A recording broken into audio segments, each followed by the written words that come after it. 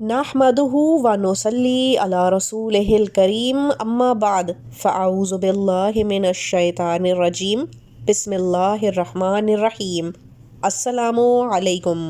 اللہ کے نام سے شروع جو نہایت مہربان اور رحم فرمانے والا ہے۔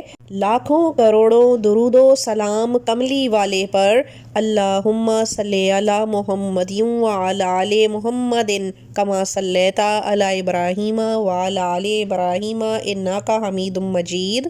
اللہم بارک علی محمد وعلی آل محمد کما بارکت علی ابراہیم وعلی آل ابراہیم انک حمید مجید۔ معزز سامعین کرام، دعا گو ہیں کہ آپ سب بخیر و عافیت ہوں گے۔ آج کا موضوع آپ دیکھ ہی چکے ہیں۔ آج کے موضوع سے متعلق جو کیفیت ہے یہ آج کل بہت ہی عام ہے۔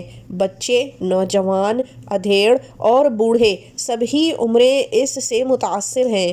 یہ ہے دل اور دماغ میں گھبراہٹ ہونا، ٹینشن، انگزائٹی، ڈپریشن۔ یہ ایک دم ڈپریشن اور انگزائٹی تک نہیں پہنچتا، بلکہ سب سے پہلے زیادہ سوچنا، اس کیفیت سے شروع ہوتے ہیں یہ معاملات، اور پھر بڑھتے بڑھتے بڑھتے بڑھتے انگزائٹی اور ڈپریشن جیسی ذہنی کیفیت اور بیماریوں میں تبدیل ہو جاتے ہیں۔ اللہ تعالی ہم کو ایسی تمام مشکلوں اور مصیبت والی بیماریوں سے محفوظ رکھے، آمین۔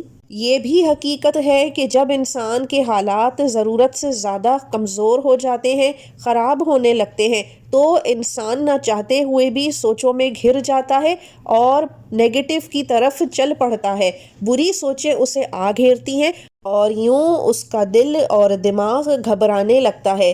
دل کی کیفیت غیر ہونے لگتی ہے، پریشان ہونے لگتی ہے، جیسے کہ دل بار بار اچھل ہاتھ میں آ رہا ہو۔ سامعین گرامی، سننے میں شاید ہمیں اور آپ کو یہ کیفیت کچھ بری نہ لگ رہی ہو کہ یہ تو عام سی بات لگتی ہے، لیکن یقین جانیے جن پر یہ گزرتی ہے یہ وہی سمجھ سکتے ہیں کہ یہ کتنی تکلیف دہ صورتحال ہوتی ہے۔ یوں تو جب انسان کی اوپر یہ کیفیت طاری ہوتی ہے تو وہ اپنے آپ کو لوگوں سے الگ تھلگ کر لیتا ہے، خاموش ہو جاتا ہے۔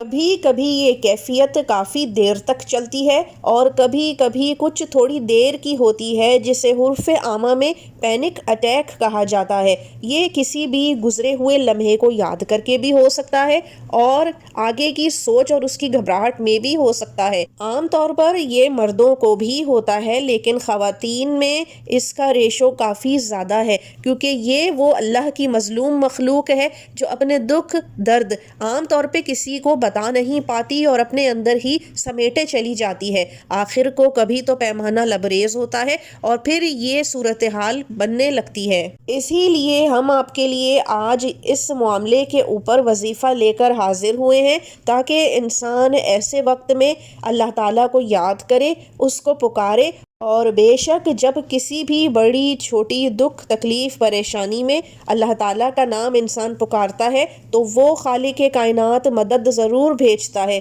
اس کے نام کلام میں ایسی تاثیر ہے کہ بڑی سے بڑی پریشانی ہوا ہو جاتی ہے۔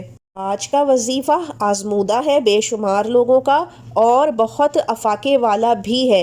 کرنا آپ نے یہ ہے کہ مغرب کی نماز سے فارغ ہو کر قبلہ رخ ہو کر آپ نے بیٹھ جانا ہے۔ اول و آخر 3 مرتبہ درود ابراہیمی کو پڑھ لینا ہے اور پھر درمیان میں 313 مرتبہ ان اللہ مع الصابرین کو پڑھ لینا ہے، جو کہ سورہ بقرہ کی آیت نمبر 153 کا آخری حصہ ہے۔ یا پھر دوسرا طریقہ یہ اختیار کیا جا سکتا ہے کہ اگر آپ باوضو رہتے ہیں یا جتنی دیر وضو میں رہتے ہیں تو لاتعداد دفعہ، یعنی جتنی بھی گنتی ہو کوئی فرق نہیں، اس سے آپ ان اللہ مع الصابرین کی آیت کا ورد رکھیں۔ اس طرح سے کسی بھی پیش آنے والی گھبراہٹ یا ٹینشن کی صورتحال، بے سکونی اور بے آرامی سے آپ بچ جائیں گے، اور اگر یہ حالت حاوی ہوتی بھی ہے تو آپ اس سے بآسانی نکل جائیں گے۔ آپ اپنی مصروفیات یا زندگی کے معاملات کو دیکھتے ہوئے ان دونوں طریقوں میں سے کسی بھی طریقے سے اس وظیفے کو کر سکتے ہیں، جب تک چاہیں کر سکتے ہیں۔ گنتی کی، دنوں کی کوئی پابندی نہیں ہے۔ بے شک اللہ تعالیٰ صبر کرنے والوں کے ساتھ ہے، دلوں کو سکون دیتا ہے، تکلیف سے نکال دیتا ہے اور اچھے وقتوں میں داخل فرما دیتا ہے۔ اللہ تعالیٰ سے دعا ہے کہ ہم سب کی تکالیف کو دور عطا فرمائے، آمین۔ اسی کے ساتھ ہم کو اجازت دیجیے، وآخر الدعوانا ان الحمد للہ رب العالمین۔ اللہ حافظ۔